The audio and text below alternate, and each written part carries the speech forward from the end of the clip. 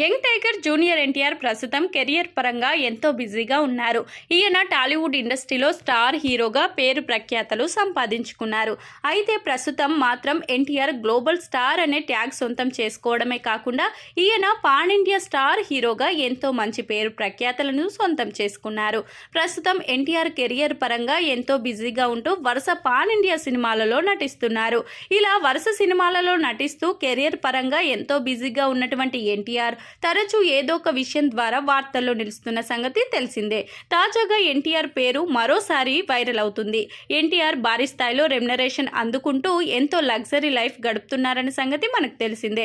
అయితే తాజాగా ఎన్టీఆర్ తనలో ఉన్నటువంటి దైవభక్తిని చాటుకున్నారు.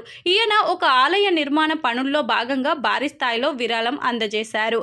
ఎన్టీఆర్ తూర్పుగోదావరి జిల్లాలోని జగ్గన్నపేటలో ఉన్న భద్రకాళి సమేత వీరభద్రస్వామి ఆలయ నిర్మాణానికి విరాళం ఇచ్చారని తెలుస్తుంది. ఇదే విషయాన్ని సదరు గ్రామ ప్రజలు ఓ శిలాఫలకంపై ఎన్టీఆర్ కుటుంబ సభ్యుల పేర్లను వేయించడంతో ఇది కాస్త సోషల్ మీడియాలో వైరల్గా మారింది. జగ్గన్నపేట భద్రకాళి సమేత వీరభద్రస్వామి ఆలయానికి జూనియర్ ఎన్టీఆర్ 12,50,000 రూపాయలు విరాళం ఇచ్చారు. గుడి బయట ప్రహారీ గోడ కోసం అయిన ఖర్చు మొత్తాన్ని ఎన్టీఆర్ భరించారని తెలుస్తుంది. ఇక ఎన్టీఆర్ పేరుతో పాటు తన భార్య, తల్లి, 2 కుమారుల పేర్లను కూడా ఇక్కడ వేయడంతో ఇది కాస్త వైరల్గా మారింది.